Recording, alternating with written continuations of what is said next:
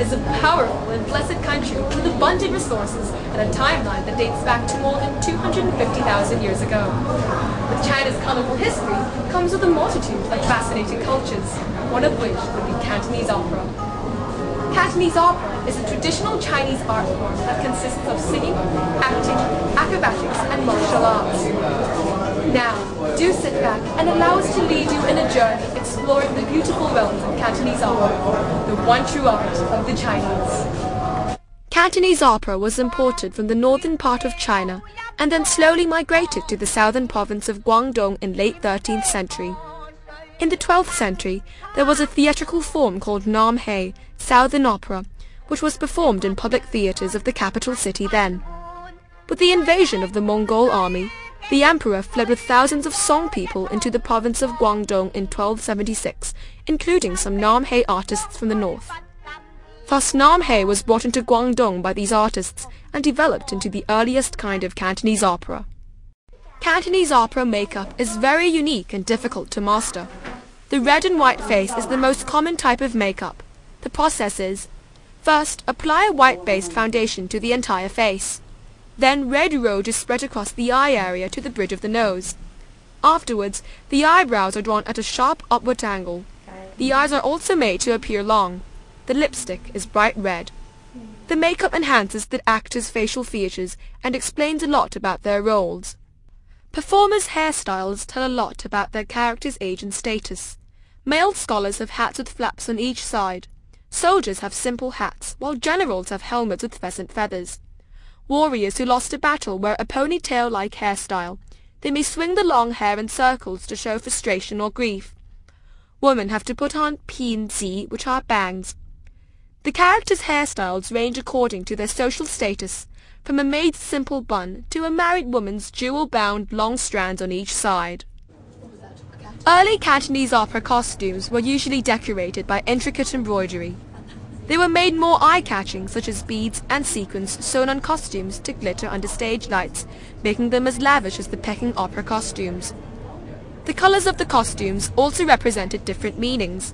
Yellow is the imperial color, red symbolizes courage and honor, and black denotes harshness and poverty.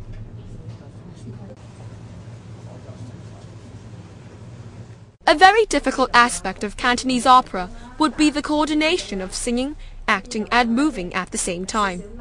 Gestures signify each movement with the use of mime and exaggerated body language, one of which would be the use of water sleeves. Water sleeves are used for expressive effect by both males and females in Mun plays. A lot of regular movements like drinking tea and catching a butterfly have a specific gesture in order to let the audience understand. Recent reports have claimed that there is a decline in the popularity of Cantonese opera among the younger generation, due to Western influences such as pop and rap music. However, Miss Susan Sum, a renowned Cantonese opera actress, thinks otherwise. No, I don't think so. I think it is creative to have karaoke versions of Chinese operas. The karaoke songs play an important part in promoting the Chinese tradition. The songs are shorter and able to arouse the interests of teenagers nowadays. As they become more familiar with the songs, they may want to see the real performance of Chinese operas, waiting for the songs they know so well to begin. In other words, karaoke versions of Chinese operas are convenient in introducing the Chinese tradition to the younger generation. Nevertheless, despite Miss De's strong belief in the ever-increasing appreciation of Cantonese opera, she feels that a major problem does exist within modern society.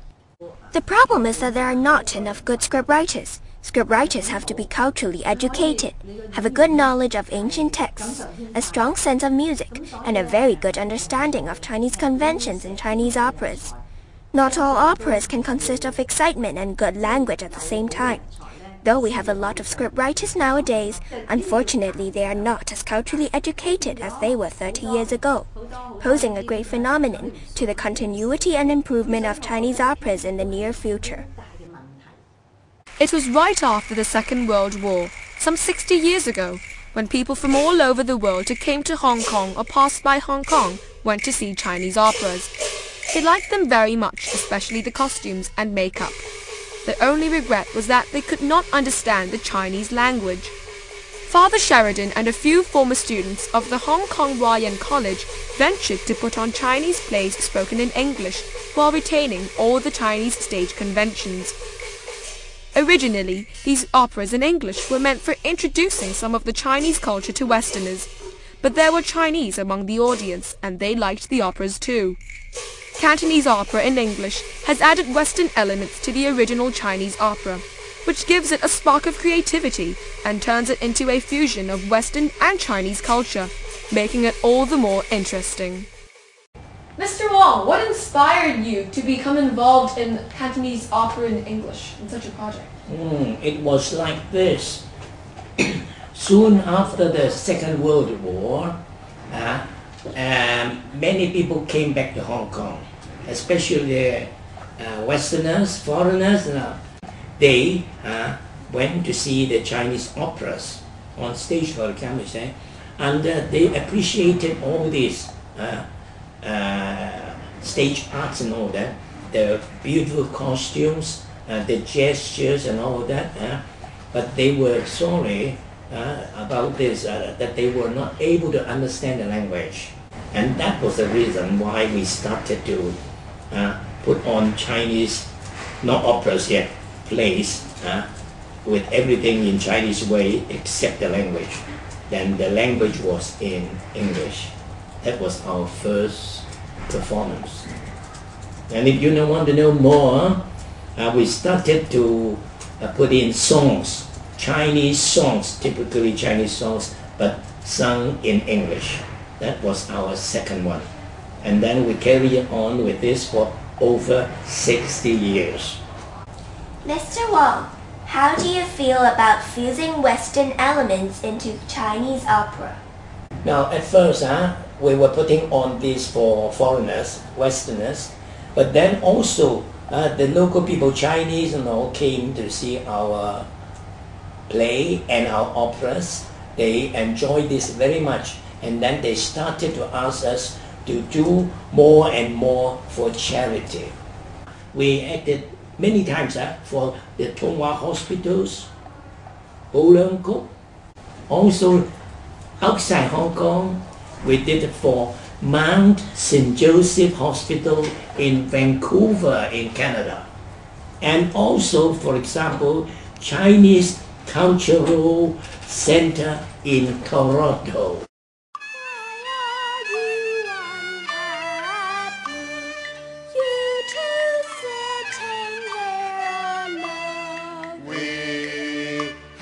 Lost our loves, we are going to die.